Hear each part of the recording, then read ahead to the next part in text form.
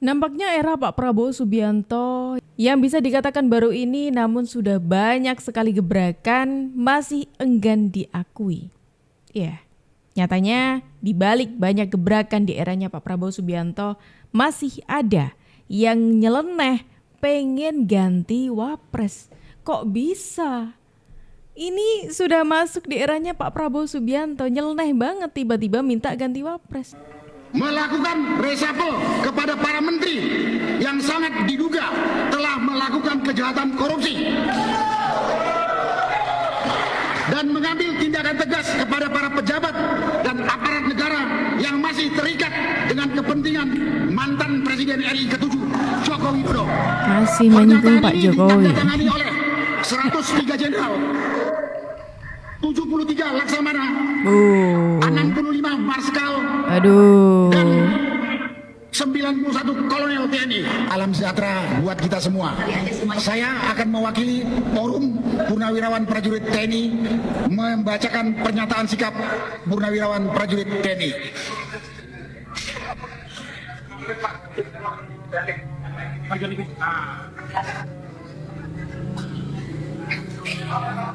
Forum Purnawirawan Prajurit TNI menjaga negara kesatuan Republik Indonesia dari DPD et impera dan dari disintegrasi bangsa. Pernyataan sikap Purnawirawan Prajurit TNI. 1. Kembali ke Undang-Undang Dasar 1945 asli sebagai tata hukum politik dan tata tertib pemerintahan. 2. Mendukung program kerja Kabinet Merah Putih yang dikenal sebagai Asta Cita, kecuali untuk kelanjutan pembangunan IKN.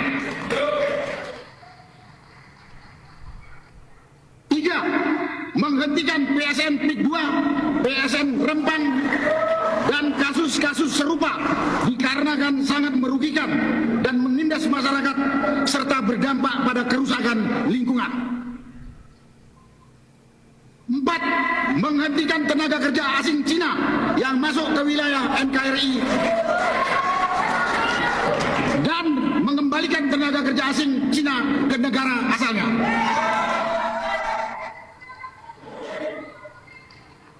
5. Pemerintah wajib melakukan penertiban pengelolaan pertambangan yang tidak sesuai dengan aturan dan Undang-Undang Dasar 1945 pasal 33 ayat 2 dan ayat 3.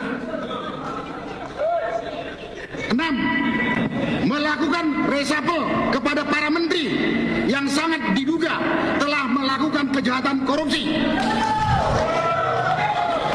dan mengambil tindakan tegas kepada para pejabat dan aparat negara yang masih terikat dengan kepentingan mantan Presiden RI ke-7 Joko Widodo.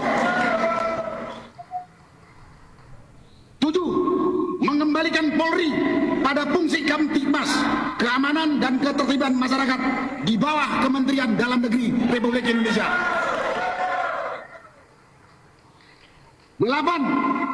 Mengusulkan pergantian wakil presiden kepada MPR. Kan? Lagi-lagi ada orang yang masih menggaungkan soal pergantian atau mengusulkan mengganti wakil presiden.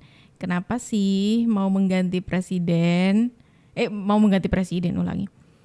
Masih ada aja orang-orang yang ibaratnya kayak presiden yes, wakilnya no. Atau Pak Prabowo yes, Gibran no, seperti itu. Karena ini ada lagi nih orang yang katanya akan mengusulkan pergantian wakil presiden. Bayangin dong, ini sudah masuk di periodenya loh.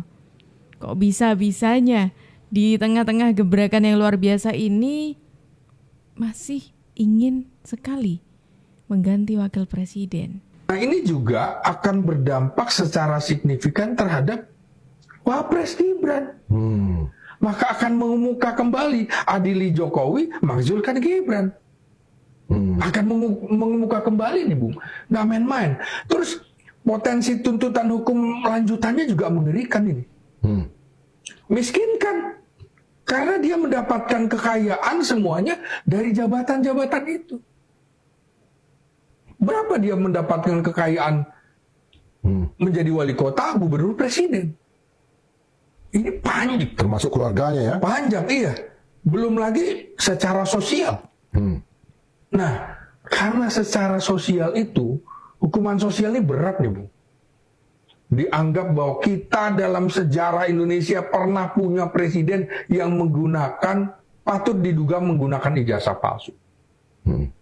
Jadi ini persoalan menurut saya harus segera clear di bulan-bulan ini. Selain merembet ke Jokowi, tentu tadi yang kita bisa lihat adalah ke Gibran sebagai wakil presiden, Bobi sebagai gubernur, Sumatera Utara, kemudian Kaisang sebagai ketua umum PSI. Sampai sejauh itu. Pasti. Hukuman sosial kan berat, Bung. Dan itu menurut saya nantinya berpotensi hari ini dan beberapa hari ke depan bisa terjadi konflik horizontal di Jogja, di kampungnya Sri Sultan Hamengkubuwono X. Apa dia rela? Kampungnya seperti itu. UGM harus tegas. Ini citra lembaga terhormat sebagai kampus perjuangan, salah satu kampus tertua di Indonesia, punya nama besar. Jangan lagi membela Jokowi seperti era Pratikno. Rektor-rektor sekarang juga begitu. Jangan. Jadi dampaknya ini adalah, ujungnya adalah, kalau ini betul-betul keputusannya ijazah itu palsu, maka pilihan Jokowi adalah dia minta maaf, ya kan, mengakui kesalahan dan siap menerima konsekuensi hukum dan politik. Kalau tidak, kabur aja ke luar negeri. Tapi kan masalahnya begini. Karena akan dikejar terus, Bung, oleh publik, terutama orang-orang akademik, malu. Terutama orang-orang UGM kan, siapa Rimson, Roy Suryo, dan lain-lain. Nah, yang disebutkan itu orang-orang yang memang pembenci, ya kan? Yang memang dari awal sudah tidak suka gitu ya, sudah menarasikan soal ijazah palsu gitu. Apalagi ini masalah ijazah palsu ini belum selesai. Merembet lagi katanya masalah ini nanti imbasnya ke Mas Gibran, Mas Wapres. Makin ngadi-ngadi nih orang-orang ya. Padahal dari pihak UGM, ini kampusnya loh ya, bukan orang yang Anda sebut tadi. Ini kampusnya sudah memberikan respon soal ini. Soal ijazahnya Pak Joko Widodo. Yang paling penting adalah selesaikan orang nomor 2-nya. Ya, Filipina saja, saya tadi mengatakan dalam konferensi Pak, Filipina saja itu berani membuat keputusan ya ketika Sara Duterte itu wapres yang terpilih bersama-sama dengan Marcos Junior di Hongkong, itu pun kemarin sudah dimakzulkan oleh DPR. Perkara dia nggak setuju dimakzulkan, nah itu lain soal ya. Tapi itu pun sudah berani. Kenapa Indonesia tidak? Ya? Harus berani karena apa yang dilakukan oleh Fulfafa ini selain kelakuan yang sangat rasis, kampungan, porno di masa lalu, itu kelakuannya sekarang sebenarnya sudah institusional ya. Artinya dia sudah melanggar konstitusi dengan dia mengeluarkan sendiri bantuan wapres Gibran. Ya, apa itu? Ya, itu uang rakyat, uang kita. Kenapa dinamai nama dia? Tidak pernah ada dalam sejarah. Ya. Ini sama kayak yang tadi di awal, dan ini tokoh yang tadi disebutkan teman-teman. Ada Bung Rai Soraya yang juga ikut menyuarakan soal ijazahnya Pak Joko Widodo. Kemudian ini juga mendukung adanya aksi memakzulkan Fulfafa katanya. Fulfafa loh ya, bukan Mas Gibran. Karena apa? Sosok Fulfafa ini masih belum bisa dibuktikan kalau itu Mas Gibran Raka Buming Raka. Dan wakil presiden kita itu Mas Gibran, bukan Fulfafa. Selama ini partai Bapak yang membawa Jokowi ke menjadi ditantang presiden. Tuh, ini PDIP Kami tuh. mungkin semua mau memaafkan dosa-dosanya itu, asalkan mampu gak partai Bapak ini mengadili Jokowi. Kedua, selama Ditantang 10 nggak tuh tahun pada partai Bapak akhirnya? tuh turut menikmati. Terus ngapain aja apa yang sudah dilakukan, kok sekarang seolah-olah jadi korban. Kami peduli dan akan memaafkan semua itu asalkan mampu gak Gibran dimaksudkan, Jokowi diadili. Itu aja yang kami harapkan. Terima kasih. Assalamualaikum warahmatullahi wabarakatuh. Selama ini partai Bapak yang membawa. Kalau kita melihat realitas tekanan publik sekarang, terutama terhadap Gibran, yang publik melihat ya kita tidak menjernalisir, tetapi setidaknya banyak perbincangan publik terkait dengan peran Gibran di tengah pemerintahan Pak Prabowo Subianto saat ini, yang belum bisa memberikan sesuatu, membuktikan dirinya bahwa dia memiliki kapabilitas layak untuk menjadi wakil presiden. Kenapa demikian? Karena di beberapa kesempatan ketika memberikan sebuah statement di beberapa acara, beliau juga terlihat gagap. Pernah juga beredar di media video beliau memimpin sebuah rapat tentang olahraga. Beliau kan mendiktekan membaca dari sebuah tablet. Kemudian setiap hari, setiap turun ke lapangan, kita melihat bahwa beliau hanya menyasar membagi bansos lah, membagi susu lah, membagi apalah yang bisa dibagi, bahkan skincare. Dan dalam teori politik ini memang kan sangat menguntungkan bagi Gibran. Karena seseorang yang diberi, apalagi SMP SMA sekarang nanti akan menjadi pemilih pemula di 2029, mereka itu akan dikumpulkan menjadi suara yang sangat banyak. Dan pertarungan ini tidak mudah, biar bagaimanapun secara politik Pak Jokowi pasti ingin mempertahankan Gibran untuk bisa tetap eksis dalam kancah politik nasional. Sementara persaingan di 2029 itu, kita kalau melihat masa depan politik Pak Prabowo, kita tanda kutip Prabowo bye-bye saja, beliau pasti akan masih 2 periode lah, kita anggap begitu. Tetapi pertarungannya kan di level nomor 2, Wapres. Ini ada Pak SBY dengan putranya Mas AHY, ada juga Ibu Megawati dengan mungkin Mbak Puan atau Mas Prananda yang sama-sama memiliki karir dan peluang politik. Dan ini kan hal yang tidak mudah untuk dilihat oleh Pak Jokowi ke depan ini, dan ini persaingan pasti akan berat. Maka semua akan berlomba-lomba, termasuk Pak Jokowi sendiri akan berusaha menciptakan image bahwa Gibran ini baik-baik saja dan layak.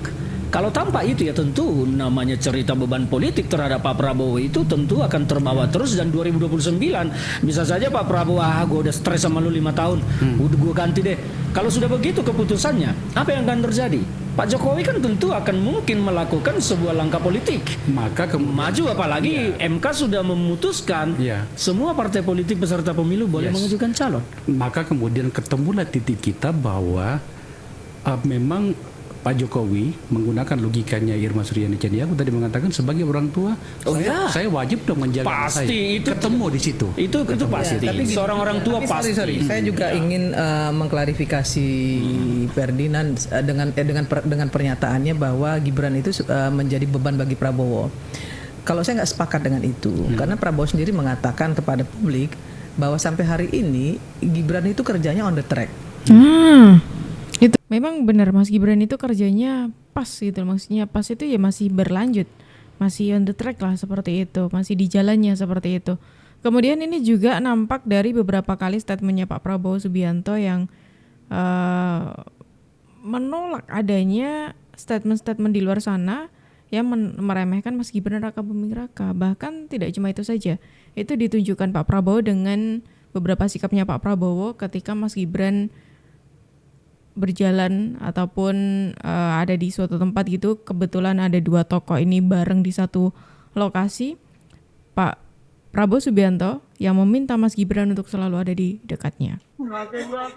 Ini salah satu contohnya nih, ketika ada acara pelantikan gubernur dan wakil gubernur di Istana Negara pada Kamis 17 April 2025. Itu dia, awalnya tadi Mas Gibran ada di barisan kedua, kemudian Pak Prabowo lah yang meminta Mas Gibran untuk ada di sebelahnya.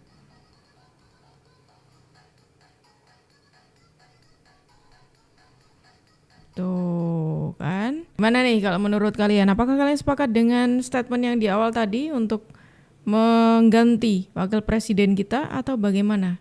Silakan tulis pendapat kalian di kolom komentar. Dan teman-teman semuanya, terima kasih banyak karena kalian sudah menemani aku dari awal sampai akhir. Aku Juju pamit undur diri. Sampai jumpa. Jangan lupa di-subscribe ya.